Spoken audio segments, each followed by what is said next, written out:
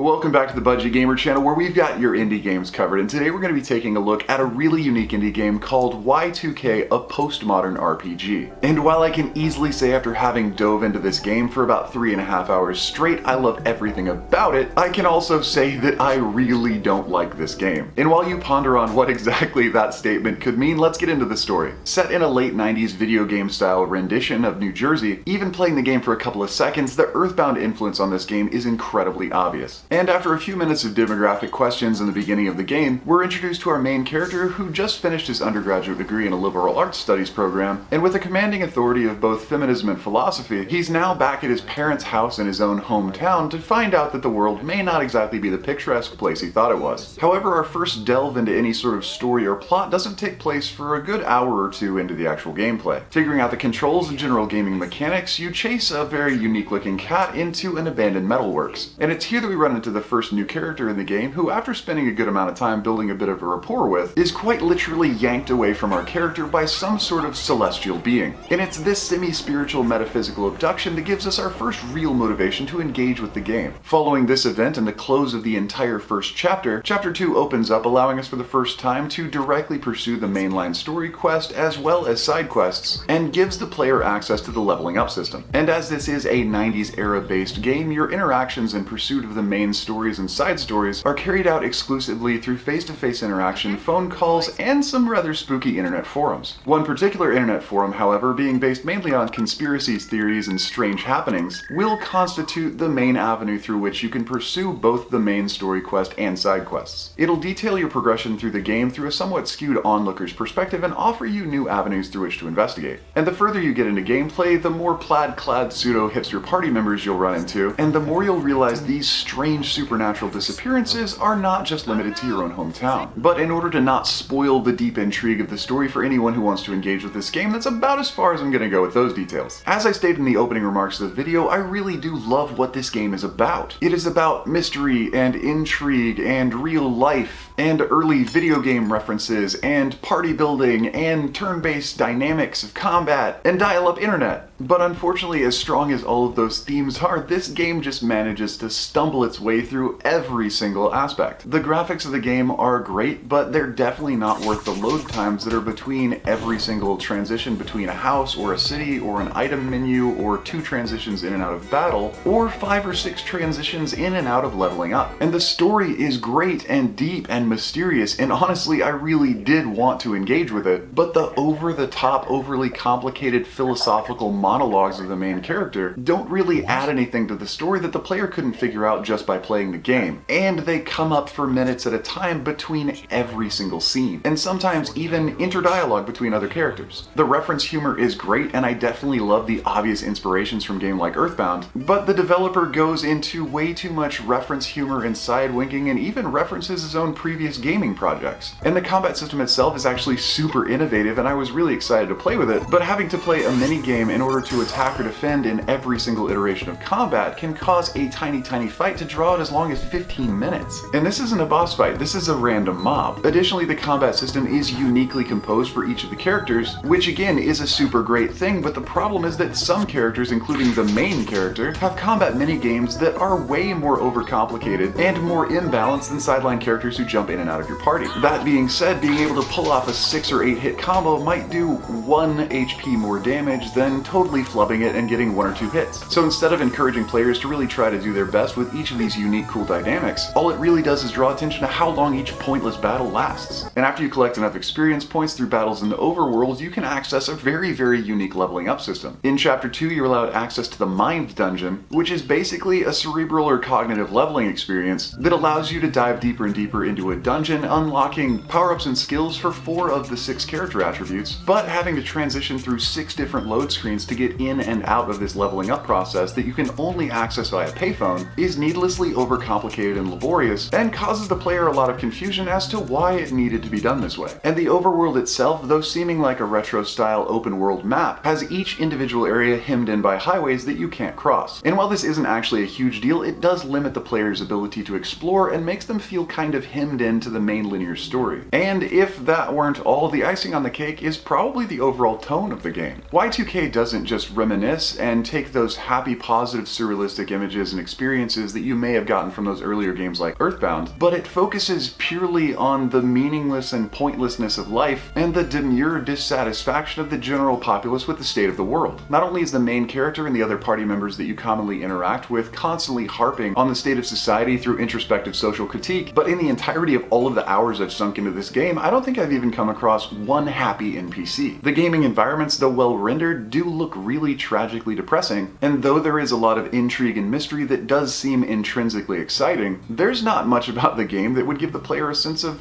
joy. And as much as I really don't want to leave this on a sour note, that pretty much does wrap up the review of Y2K, a postmodern RPG now on the Switch. So if you enjoyed the review at all, or at least found it helpful, feel free to throw me a like or a comment to show your support. And don't forget to click that little bell icon when you subscribe to stay updated with the latest content. There are new and unique indies coming out literally every day, so there's always going to be something new to find right here. But anyway, this has been Budget Gamer, so as always, thanks for watching.